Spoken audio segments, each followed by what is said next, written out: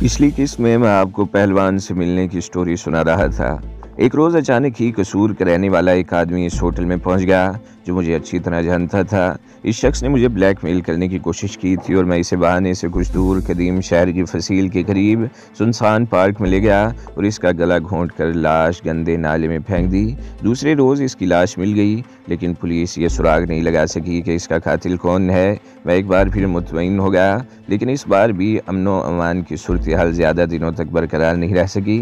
Hotel के मालिक के पास कुछ ऐसे लोग भी आया करते थे जो हीरोइन के धंधे में इसके पार्टनर थे, और इनमें सुल्तान नामी यह शख्स भी शामिल था।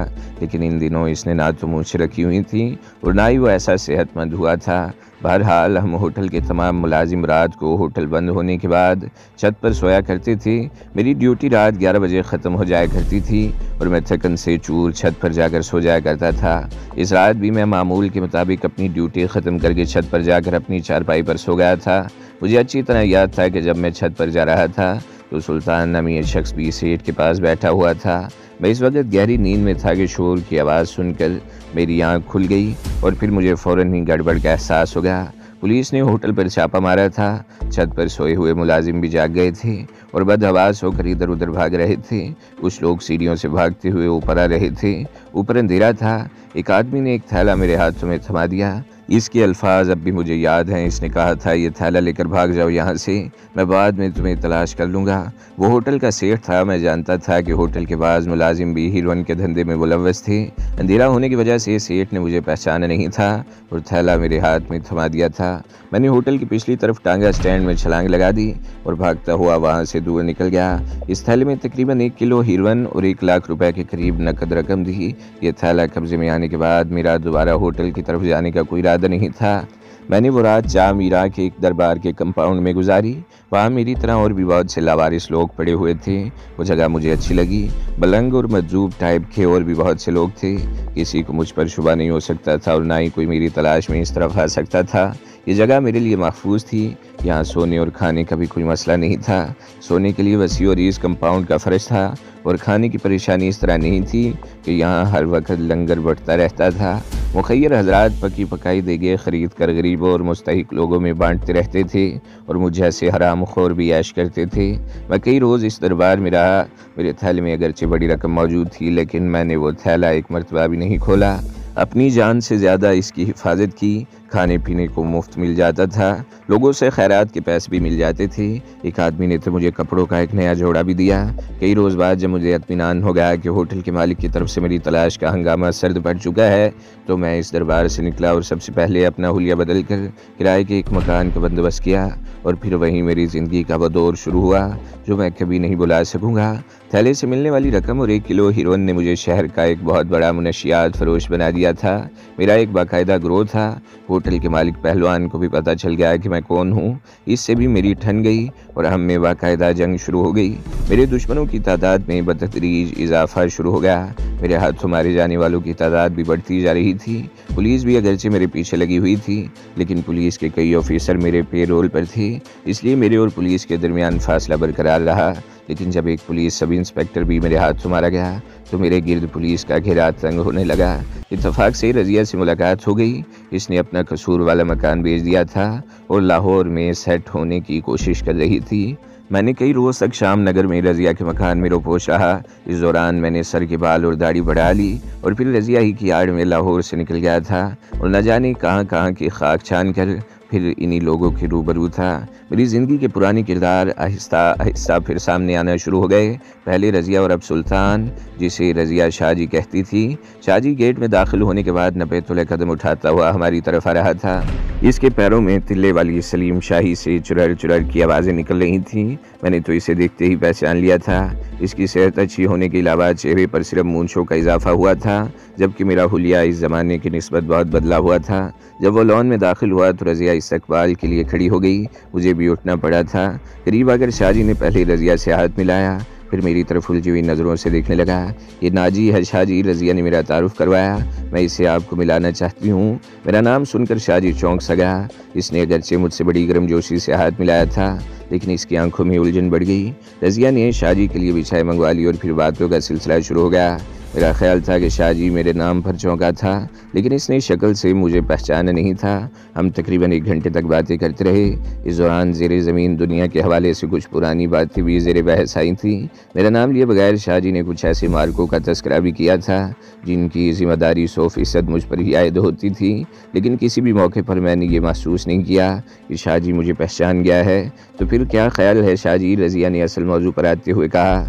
नाजी को एक मौका देना, ये हिंदुस्तान में बड़े मार्के सर करके आया है, इसके तजुर्बात से फ़ायदा उठाना चाहिए। मार्के तो इसने यहाँ भी बड़े सर किए हैं, शाहजी ने मेरी तरफ देखते हुए कहा। इसके तजुर्बात से फ़ायदा ज़रूर उठाऊंगा। मैं तो इन दिनों भी इसे तलाश करता रहा था, मगर यह गधे के सर से सींगों की तरह गायब हो गया। मेरे लहू की गर्दिश तेज़ हो गई, दिल कनपटियों में धड़कता हुआ महसूस होने लगा। मेरी ये खुशफहमी दूर हो गई कि वो मुझे शनाख्त नहीं कर सका था, बल्कि हकीकत ये थी कि इसने मुझे पहचान ही लिया था और अब तक बिल्ली चूहे वाला खेल खेलता रहा। क्या मतलब? रज़िया चौंक गई। क्या आप इसे पहले से जानते हैं? बहुत अच्छी तरह। शाहजी मुस्कुरा दिया। मैं तो अब तक ये देख रहा था कि ये मुझसे शनासाई जाहिर करता है या नहीं, लेकिन हर जगह चालाकी काम नहीं आती। मेरे मुंह से गहरा सांस निकल गया। मैंने भी तुम्हें गेट के अंदर दाखिल होते ही पहचान लिया था। मैंने अपनी अंदरूनी कैफियत पर काबू पाने की कोशिश करते हुए जवाब दिया, लेकिन मैं जानना चाहता था कि मेरे बारे में तुम्हारे ख्यालात क्या हैं। ख्यालात तो कुछ भी हो सकते हैं, लेकिन बात बहुत पुरानी हो चुकी है। शाहजी ने कहा, तुम इस होटल में काम करते थे और तुम्हें अच्छी तरह मालूम था कि हमीदा पहलवान के इस बिज़नेस में मेरा भी सरमाया लगा हुआ था। इस रात होटल पर छापे में पुलिस तो हमारा कुछ नहीं बिगाड़ सकी, लेकिन तुम हमें बहुत ज़बरदस्त चप्पल लगा गए थे। हमने तुम्हें कहाँ कहाँ तलाश नहीं किया, लेकिन तुम्हारा कोई सुराग नहीं मिला और फिर तुम एक बड़े गैंगस्टर के रूप में हमारे सामने आए। हमने तुम्हें घेरने की कोशिश की, मगर तुम ताकत हासिल कर चुके थे और फिर एक वक्त ऐसा भी आया कि हम तुम्हारी गर्दन नापने की पोजीशन में आ गए, लेकिन एक पुलिस ऑफिसर तुम्हारे हाथ मारा गया और तुम लाहौर से गायब हो गए। वो चंद लम्हों को खामोश हुआ, फिर बात जारी रखते हुए कहने लगा, इसके बाद सूरत हाल बतदरीज तब्दील होती चली गई। हमीदा पहलवान पुलिस के साथ एक झड़प में मारा गया। मुझे भी चंद दिनों के लिए रुपोश होना पड़ा। जब मामला ठंडा हुआ तो मैंने तुम्हारी तलाश शुरू कर दी। तुमसे हिसाब बराबर करने के लिए नहीं, बल्कि मुझे तुम्हारी ज़रूरत थी। मैं पिछली बातें भूलकर तुम्हें इस बिज़नेस में अपने साथ मिलाना चाहता था, मगर तुम तो गधे के सर से सींग की तरह गायब हो चुके थे। आज तवील अरसे बाद तुम्हें देखा है। मैं पिछली सारी बातें भुलाने के लिए तैयार हूँ, बल्कि भूल चुका हूँ। तुम्हारे नाम का असर अब भी है। रज़िया ने इस रोज़ फ़ोन पर मुझसे तुम्हारे बारे में बात की थी, लेकिन मैं इस वक्त समझ नहीं सका था कि अगर मुझे पता चल जाता कि तुम हो तो मैं कराची न जाता और उस रोज़ तुमसे मुलाकात हो जाती। वो एक बार फिर खामोश हो गया। मैं रज़िया की तरफ देखने लगा। इसके चेहरे के तासुरात हर लहजा बदल रहे थे। इसे तो वाकई इस बात पर हैरत होनी चाहिए थी कि हम एक दूसरे के पुराने शनासा निकले थे। शाहजी बात जारी रखते हुए कह रहा था, इस वक्त तुमने वही किया जो हालात के तहत तुम्हें करना चाहिए था। तुम्हारी जगह अगर मैं होता तो यही करता। जो शख्स मौके से फ़ायदा नहीं उठाता वो बड़ा अहमक होता है। मैं ये नहीं कहता कि तुमने हमारे साथ धोखा किया था, बल्कि तुमने तो मौके से फ़ायदा उठाया था और फिर जिस तरह तुमने हालात का मुकाबला किया वो काबिल तारीफ़ है। मैं तो तुम्हें तलाश करता रहा और अब तुम्हें यहाँ देखकर मुझे खुशी हुई। रज़िया, अगर तुम्हारी सिफारिश ना भी करती तो मैं तुम्हें पेशकश करता। अब हालात वो नहीं है। अपना बड़ा टैक्का है। पुराने दोस्तों से हाथ मिला लो, फ़ायदे में रहोगे। इसने हाथ आगे बढ़ा दिया। मैंने एक लम्हा हिचकिचाहट का मुजाहरा किया और फिर शाहजी से हाथ मिला लिया। शाहजी, कल का सुल्तान, जिसे मैंने अक्सर मैली सी धोती और कुर्ते पहने देखा था, आज का शाहजी था। लाहौर में मुनशियात का बादशाह। सिर्फ लाहौर ही नहीं, इसका कारोबार मकड़ी के जाले की तरह पूरी दुनिया में फैला हुआ था। मुझे रज़िया ने इसके बारे में बहुत कुछ बताया था।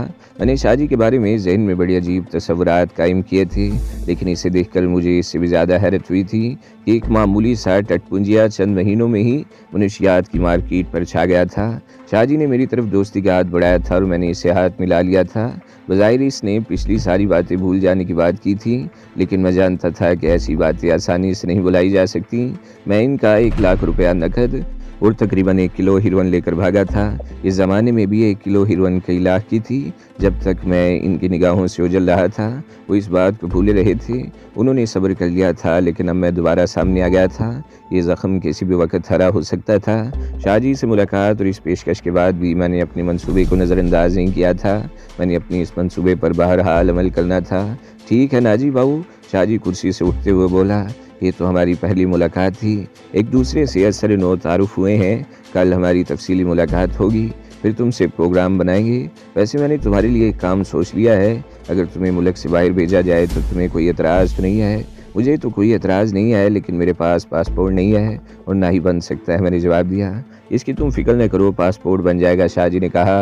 वो लोग भी बड़े इत्मीनान से मुल्क से बाहर चले जाते हैं जिनके नाम हुकूमत ने इस सीएल में डाल रखे हैं। तुम्हारा पासपोर्ट तो दूसरे नाम से होगा। बहरहाल कल शाम की चाय तुम लोग मेरे यहाँ पियोगे, बाकी बातें तफसील से हो जाएंगी। इसने मेरी तरफ हाथ बढ़ाया। मुझसे हाथ मिलाने के बाद शाहजी ने रज़िया से भी शेक हैंड किया, लेकिन नरगिस की तरफ हाथ बढ़ाने की हमाकत नहीं की। रज़िया शाहजी को रुखसत करने गेट के बाहर तक गई थी जहाँ इसकी गाड़ी खड़ी थी। मैं अपनी कुर्सी पर बैठकर नरगिस की तरफ देखने लगा, जो खामोश बैठी अजीब सी नज़रों से मेरी तरफ देख रही थी। रज़िया तकरीबन 15 मिनट बाद वापस आई थी। वो बाहर गाड़ी के पास खड़ी शाहजी से बातें करती रही। इसने वापस आते ही मुझ पर सवालात की बौछार कर दी। तुम शाहजी को कैसे और कब से जानते हो? क्या फड्डा था तुम्हारा? लगता है मेरी तरह तुमने इन्हें भी कोई धोखा दिया था। ये बिजनेस तो है ही धोखा, मैंने मुस्कुराते हुए जवाब दिया। वैसे शाहजी ने ठीक ही तो कहा था कि जो शख्स मौके से फ़ायदा नहीं उठाता वो दुनिया का सबसे बड़ा अहमक होता है। अगर मैं इस मौके से फ़ायदा ना उठाता तो वाकई अहमक कहलाता। वैसे चक्कर क्या था? इसने पूछा। कसूर से फरार होने के बाद जब मैं लाहौर पहुंचा तो मुझे अपने पैरों पर खड़ा होने के लिए बड़े पापड़ बेलने पड़े थे, मैंने जवाब में कहा और फिर इसे तफसील से सब कुछ बताने लगा। और आज तो मैं इसे देखकर हैरान रह गया। मैंने आखिर में कहा, हैरत है, चंद महीनों में ये आसमान पर पहुंच गया। एक कारोबार में खरा आदमी है, रज़िया ने कहा, और ये दयानतदारी ही इसकी कामयाबी का राज है। वैसे शाहजी हीरा आदमी है, हीरा। अगर तुमने इसके साथ मिलकर काम शुरू कर दिया तो तुम भी बन जाओगे। हाँ, अब तो ये करना ही पड़ेगा, मैंने गहरा सांस लेते हुए कहा। हम शाहजी के जाने के बाद 1 घंटे बाद लॉन में बैठे रहे। अंधेरा हो चुका था। नूरी ने अगरचे बरामदे में स्विच ऑन करके लॉन की बत्तियां भी जला दी थी, लेकिन मच्छर हमें बुरी तरह नोच रहे थे, इसलिए उठकर अंदर आ गए। हम रात के खाने के बाद भी देर तक बातें करते रहे। नरगिस हमारी गुफ्तगू के दौरान ही उठकर कमरे में चली गई। रज़िया मुसलसल शाहजी की हिमायत में बोल रही थी। वो जिस शख्स को खरा दयानतदार और हीरा कह रही थी, मैं इसे बहुत अच्छी तरह जानता था। ये वो शख्स था जो 1-1 रुपए के लिए सड़क पर लोगों से लड़ा करता था। मुझे अच्छी तरह याद है कि एक मरतबा सिर्फ 2 रुपए के लिए एक हिरवंची से इसकी हाथापाई हो गई थी और इस हिरवंची ने इसका कुर्ता फाड़ दिया था। और आज वही मनशियात का बादशाह था। वो एक मुअज़्ज़ज़ शख्सियत का मालिक बन गया था। सड़कों पर जूतियां चटखाने के बजाय मर्सिडीज़ में सफ़र करता था। मॉडल टाउन की शानदार कोठी में रिहाइश पजीर था और माशरे में भी इसे आला मुकाम हासिल था। मैं जानता था कि सुल्तान जैसा पस्त जहनीत रखने वाला शख्स किसी भी वक्त मेरे खिलाफ पलट सकता है, इसलिए मुझे इससे बहुत ज़्यादा मुहतात रहने की ज़रूरत थी। रात 2 बजे के करीब रज़िया उठकर अपने कमरे में चली गई। इसने दरवाज़ा अंदर से बंद कर लिया था। मैं कुछ देर सोफे पर बैठा रहा, फिर दबे कदमों चलता हुआ नरगिस वाले कमरे में दाखिल हो गया और दरवाज़ा आहिस्तगी से बंद करके ऊपर की चटखनी चढ़ा दी। कमरे में नीलू रोशनी का बल्ब जल रहा था। मेरा ख्याल था कि नरगिस गहरी नींद में होगी, लेकिन मैं दरवाज़ा बंद करके जैसे इसकी तरफ मुड़ा वो उठकर बैठ गई। मैंने होंठों पर उंगली रखकर इसे खामोश रहने का इशारा किया। इसके करीब बेड पर बैठ गया। कई रोज़ बाद रात को मुझे नरगिस के कमरे में आने का मौका मिला था। हम सरगोशियों में बातें करते रहे। मैंने अपने मंसूबे को कल हर सूरत में अमली जामा पहनाने का फैसला कर लिया था और नरगिस को समझा रहा था इसे क्या करना है। मेरी आंखों में शदीद जलन हो रही थी। सुबह 4 बजे के करीब मैं बेड की पुश्ते से टेक लगाकर लेट गया। इस वक्त भी मैं नरगिस को बता रहा था कि रज़िया अब मेरे लिए काबिल एतमाद नहीं रही। इसका ज़्यादा झुकाव शाहजी की तरफ है और ये सूरत हाल आगे चलकर मेरे लिए नुकसानदेह साबित हो सकती है। इसलिए कल शाम शाहजी की कोठी पर जाने के बजाय इससे पहले ही हमें अपना बंदोबस्त कर लेना चाहिए। वैसे दिल में एक शुबा ये भी था कि हो सकता है कल शाम शाहजी अपना वो हाथ दिखा दे जिसका मुझे अंदेशा है। नरगिस मेरे सीने पर सर रखकर लेट गई थी और फिर नींद के बोझ से मेरी पलकें भी झुकने लगी। दिन के 11 बजे थे। नरगिस ने मुझे झंझोड़ कर जगा दिया। क्या बात है? मैंने आंखें खोलने की कोशिश करते हुए कहा। रज़िया घर में नहीं है, नरगिस ने सरगोशियाना लहजे में कहा। वो कुछ देर पहले कहीं गई है। ये बेहतरीन मौका है, तुमने जो कुछ करना है कर लो और यहाँ से निकल चलो। मैं एक झटके से उठकर बैठ गया। मेरी आंखें पूरी तरह खुल गई थी। मैं नरगिस को कमरे ही में छोड़कर बाहर आ गया। नूरी हॉल में फर्नीचर की डस्टिंग कर रही थी। रज़िया कहाँ है? नूरी, मैंने एक सोफे पर बैठते हुए कहा। बता कर नहीं गई, नूरी ने जवाब दिया। तुम्हारे लिए चाय लाऊं या नहा कर पियोगे? ये जुमला कहते हुए इसने अजीब सी नज़रों से मेरी तरफ देखा। ले आओ, चाय पीने के बाद नहाऊंगा, मैंने जवाब दिया। नूरी हाथ में पकड़ा हुआ झाड़न एक कुर्सी की पुश्त पर डालकर किचन में चली गई। इसकी वापसी में 10 मिनट से ज़्यादा नहीं लगे थे। इस दौरान नरगिस भी आ गई। तुमने रज़िया को जाते हुए देखा था? मैंने सरगोशियाना लहजे में नरगिस से पूछा। मेरा मतलब है वो तैयार होकर गई थी या? मैंने इसकी गाड़ी गेट से निकलते हुए देखी थी, नरगिस ने जवाब दिया। मुझे अंदाज़ा नहीं कि वो कहीं करीब गई है या। वो नूरी को भी कुछ बताकर नहीं गई। मैंने इसकी बात काट दी। इसका ये मतलब ये हो सकता है कि वो ज़्यादा दूर नहीं गई होगी, हो सकता है थोड़ी देर में वापस आ जाए। फिर भी ये तुम्हारे लिए अच्छा मौका है और इससे फ़ायदा उठाना चाहिए, नरगिस ने कहा। देखते हैं सूरत हाल क्या रंग इख्तियार करती है, मैंने जवाब दिया और कप उठाकर चाय की चुस्कियाँ लेने लगा। मैं सुबह 4 बजे के बाद ही सोया था। नींद पूरी नहीं हुई थी, आंखों में मिर्चें सी लग रही थी और दिमाग में धमाके से हो रही थी। चाय ख़त्म करने के बाद मैं नरगिस को वहीं छोड़कर रज़िया के कमरे में आ गया। दरवाज़ा भिड़ा हुआ था। मैंने हैंडल पर हाथ रख कर इसे घुमाना चाहा तो ठठक गया। दरवाज़ा लॉक था। मेरा दिमाग भग से उड़ गया। अब मुझे समझने में देर नहीं लगी कि रज़िया की नीयत में फितूर आ गया है। इसने पहली मर्तबा दरवाज़ा लॉक किया था, हालांकि वो जानती थी कि मेरे कपड़े इसी कमरे में थे और मैं बाथरूम भी इसी कमरे का इस्तेमाल करता था, लेकिन वो दरवाज़ा लॉक कर गई थी। मेरे ज़हन में एक और ख़्याल मचल रहा था। हो सकता है सुबह फ़ोन पर शाहजी से इसकी कोई बात हुई हो और ऐन मुमकिन है इसके बाद ही इसने दरवाजे को लॉक करना ज़रूरी समझा हो और ऐन मुमकिन है इसने बाहर जाने से पहले नूरी को भी हमारे बारे में कुछ हिदायत दी हों। मैं हॉल में वापस आ गया। नरगिस वहीं बैठी हुई थी। तुम तो बाथरूम जा रहे थे, वापस क्यों आ गए? इसने सवालिया निगाहों से मेरी तरफ देखा। रज़िया के कमरे का दरवाज़ा लॉक है, मैंने सरगोशी में जवाब दिया। अब मुझे यकीन हो गया है कि इसकी नीयत ठीक नहीं है और नरगिस की आंखों में तशवीश उभर आई। अब हमारे पास ज़ाया करने के लिए वक्त नहीं है, मैंने कहा। मैं तुम्हारे कमरे के बाथरूम में जा रहा हूँ। इस दौरान तुम नूरी से मालूम करने की कोशिश करो कि रज़िया कहाँ गई है। मुझे यकीन है कि वो इसे सिर्फ ना बता कर गई होगी, बल्कि हमारे बारे में भी कुछ हिदायत दी होंगी। ठीक है, मैं मालूम करती हूँ, तुम जल्दी से तैयार हो जाओ, नरगिस बोली। मैं जवाब दिए बगैर वहाँ से उठकर नरगिस वाले कमरे में आ गया। मैंने नहाने में ज़्यादा वक्त ज़ाया नहीं किया, लेकिन जब कपड़े पहन रहा था तो कंपाउंड में गाड़ी रुकने की आवाज़ सुनाई दी। मैं तकरीबन 10 मिनट बाद कमरे से बाहर निकला। मेरा ख्याल दुरुस्त निकला, वो रज़िया ही थी जो इस वक्त अपने कमरे की तरफ जा रही थी। इसके हाथ में कोई शॉपिंग बैग भी था। नूरी, नाश्ता लाओ, बड़े ज़ोर की भूख लग रही है। मैंने सोफे पर बैठते हुए आवाज़ लगाई और नरगिस की तरफ देखने लगा। इसके चेहरे पर भी मायूसी छा गई थी। मुझे पहले ही शुबा था कि वो ज़्यादा दूर नहीं गई होगी। मैंने नरगिस की तरफ देखते हुए सरगोशी में कहा। मैंने भी नूरी से पूछा था, वो इसे भी कुछ बताकर नहीं गई थी। नरगिस ने भी सरगोशी में जवाब दिया और फिर नूरी को आते देखकर हम खामोश हो गए। नूरी ने नाश्ते की ट्रे मेरे सामने रख दी और वापस चली गई। मैं नाश्ता कर रहा था कि रज़िया भी आ गई। आज तो तुम खूब सोए, रात भर जागते रहे थे क्या? इसने मेरे सामने सोफे पर बैठते हुए कहा। मैं इसके लहजे से समझ गया कि इसके बाद के पीछे इसका मतलब क्या है। 2 बजे तक तो यहाँ तुम्हारे पास ही बैठा रहा था, मैंने जवाब दिया। इसके बाद कमरे में जाकर बिस्तर पर लेटा तो देर तक नींद नहीं आई। रज़िया जवाब देने के बजाय मायने खेज निगाहों से नरगिस की तरफ दिखने लगी। तुम सुबह ही सुबह कहाँ गायब हो गई थी? मैंने पूछा। टेलर के पास गई थी, इसने जवाब दिया। आज तो मैं इसे खरी खरी सुना कर आई हूँ, लेकिन ये लोग बहुत डीठ होते हैं। फिर एक नया वादा, 15 दिन में सिर्फ 2 सूट तैयार किए हैं। ये बात मेरी समझ में नहीं आई कि ग्राहक को वक्त पर काम नहीं दे सकते तो लेते क्यों हैं? ग्राहक को काबू में रखने के लिए, मैंने मुस्कुराते हुए जवाब दिया। हर आदमी ज़्यादा से ज़्यादा कमाना चाहता है और इसके लिए तरह तरह के हथकंडे इस्तेमाल किए जाते हैं। और तुम्हारे इस अकरम का कुछ पता चला? ये सवाल रज़िया ने नरगिस से किया था। इसके लहजे में तंज़ नुमाया था। अभी नहीं, नरगिस ने बेबसी से जवाब दिया। पता चला है कि वो मुगलपुरा वर्कशॉप में मुलाजमत करता है। मेरा ख्याल है 1-2 दिन में इसका पता चल जाएगा। मैंने रज़िया को नरगिस के किसी ससुराली रिश्तेदार के बारे में एक फ़र्ज़ी कहानी सुनाई थी। घर से गायब रहने का कोई जवाब तो होना चाहिए था। मैंने नरगिस को भी ये बात अच्छी तरह समझा दी थी, क्योंकि मुझे शुबा था कि रज़िया किसी वक्त इससे भी अकरम के बारे में पूछ लेगी और मेरा ये अंदेशा दुरुस्त निकला था।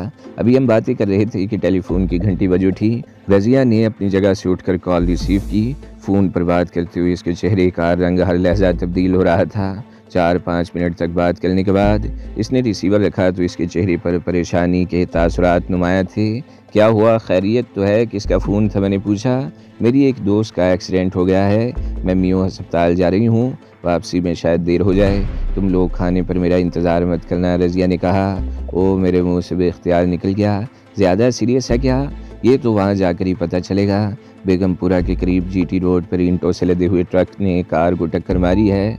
मेरा ख्याल है रिजवाना और इसके शोहर की हालत सीरियस है।